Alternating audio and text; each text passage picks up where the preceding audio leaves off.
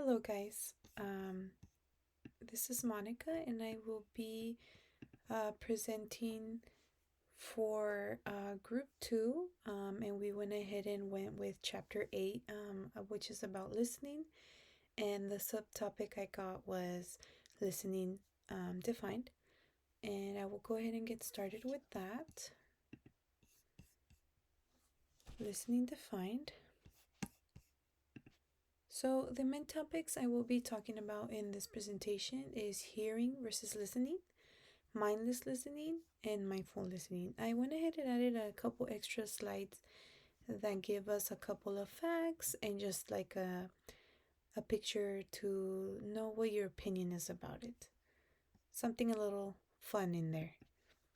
So, to define listening, it's to give one's attention to a sound, and it's to take notice of and act on what someone says, respond to advice or a request. So hearing versus listening. People often think that they are the same, and but they're actually quite different. And when I went ahead and was reading the textbook, I didn't realize how different they were. All personally, hearing and listening to me were the same thing, and reading this part of the chapter made me realize that they're very different. And the facts that the definition that they went ahead and gave each of the topics is the following, which is hearing, and they say that the process of which sound waves strike the eardrum and cause vibrations that are then transmitted to the brain. And then listening occurs when the brain reconstructs the electrochemical impulses and into a representation of the original sound and then gives them meaning. And as you can see, the definitions are quite different. The processes are different, and that already tells you that they're different. And hearing is an automatic reaction, as to listening is not. Mindless listening. Before I get into mindless listening, according to scientists, when we begin listening, we process information in two different ways known as dual process theory. And those two different ways are mindless listening and mindful listening.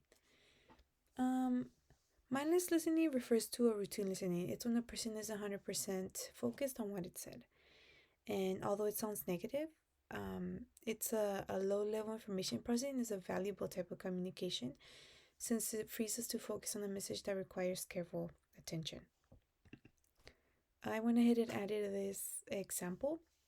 It's about where the little girl says, "Look what I made," and the daddy's like, "Keep on talking, I'm listening," but he's on his computer, whether it could be work or something important or not important. I mean, we don't really know, but it makes sense. It makes sense as to why it's mindless. Because in my personal life, I tend to do that too. I have little brothers and I have a niece that sometimes they come up to me and they're like, "Look what I made, Monica," and I'm doing something else, and I tell them the same thing. I'm like, "I'm listening, keep talking, I'm listening," but I'm not focused on what they're showing me or what they're telling me. And all I say back is, "Okay, yes," or "Okay, that's great," and just small talk, more small responses. And it makes sense as to why it's mindless listening. In this picture in particular, I can personally relate, and I'm sure all of you guys can too. So we're going to begin with mindful listening, which involves giving careful attention and responses to the messages received. And when a message is very important to us and someone who we care about is giving us that message, we automatically use mindful listening. And the goal of mindful listening is to stop your running thoughts, to be able to hear the message that is being shared with you, and the speaker can feel understood. I went ahead and added another example for mindful listening, and that says like, "But you get along with everyone. What's your secret?" And he says, "Nobody hates a listener." And I never thought about that too. This is a small little comic drawing clip art, but it's very strong because that is true. When there's a listener around, people want to just talk to that person and they want to be heard because we all have things we want to talk about. And when there's a listener, we are able to talk about the way we feel, what we want to talk, what we want to let out, and that makes us feel better, and it makes sense as to why he says nobody hates a listener. And I went ahead and added this picture. I found it very interesting. I went ahead and wanted to ask you guys, when you look at this picture, what does it make you feel?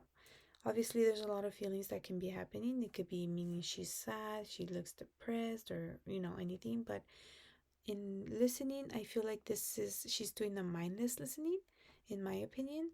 She's trying to listen to somebody, but she's focused on other things. Like she's either overthinking, or she's going through something and she can't focus on that person that's talking to her. So it's a type of mindless thinking, in my opinion.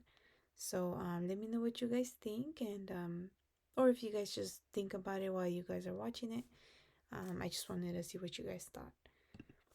I went ahead and added some facts. I really enjoyed reading these facts, and on top of that, I feel like that um, picture I added is very interesting.